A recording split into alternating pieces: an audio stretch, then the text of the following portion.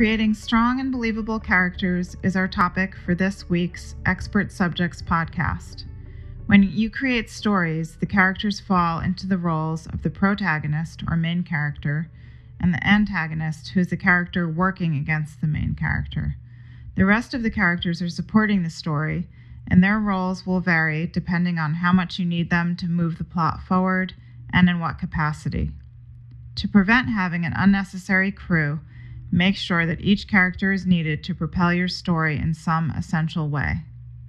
There's no reason to bog down your reader with countless vague characters who are difficult to keep straight because they serve no real function. The ways to have your characters come to life is how they act, how they speak, and how they appear. Consequently, you need to be clever with what you choose to have them do, say, and how you describe them. Some writers like to create entire profiles for their characters. This is an exercise that could strengthen your writing. Think about your characters as if they are real. You can get as specific as you like, from physical attributes to age, career, family and background, personality, how they dress, what they do for recreation, what music they listen to, where they live. I carried out this exercise when I wrote my multi-generational novel, Inheriting Irises, because the manuscript spanned so many years and focused on various main characters. I felt I needed to know my characters inside and out. One of my bad ones was Agnes. An antagonist you can get a feel for in this excerpt. Ernest recognized his wife's expression as he rushed from the room, staggering, banging himself against the doorframe. Agnes cursed him as she noticed the path of dirty boot prints he left on the floor. She swept the clumps into a pile, but could not stay focused on the mess. Agnes was filled with such venom that she needed to pursue her husband. When she got to their bedroom door, there was a crack, just wide enough for her to peek. She expected Ernest to be packing for his new life with Violet. However, this is not what she found. He was cleaning his rifle. There was a cloth in his trembling hand, and he was sliding it up and down the barrel as he had done so many times before. All the while he was breathing heavily. She remembered him as a skinny boy, running races with the other children who had been cooped up all day long in the factory. She was never the sort to get swept up with romantic notions, but when her parents suggested he had the potential to make a suitable husband, Agnes quietly gave in to the idea. Ernest opened the top drawer of the chest he had made soon after their arrival to New England and took out ammunition. The bullet shone in his hand like something good. He seemed ill. He was trembling and sweating. Just standing upright seemed to be an effort.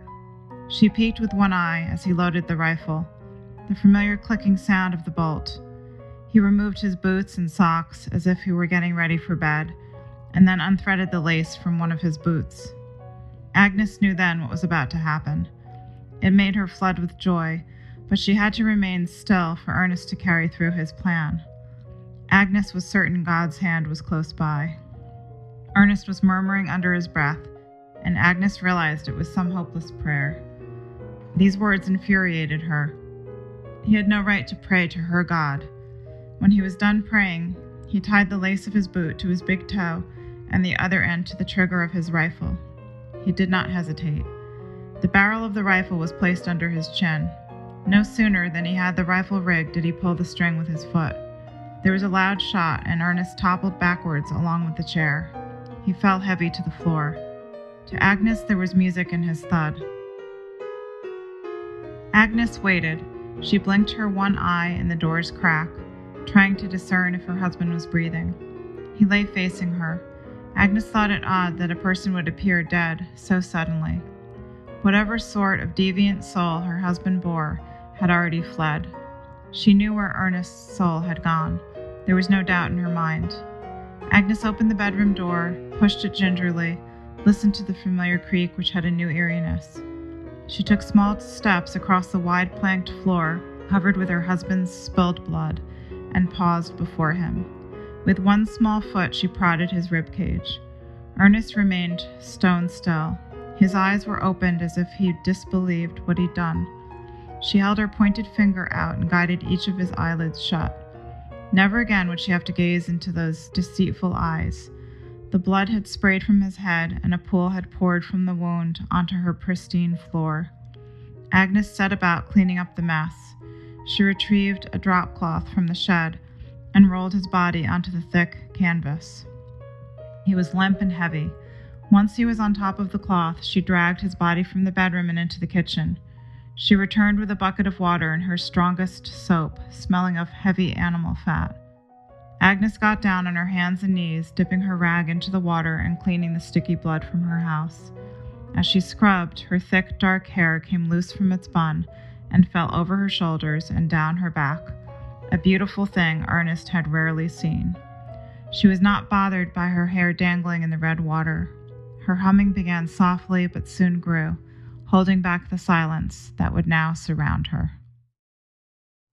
As bad as Agnes was, I kept something Stephen King wrote in mind while I wrote her scenes. Remember that no one is the bad guy or the best friend or the whore with a heart of gold in real life.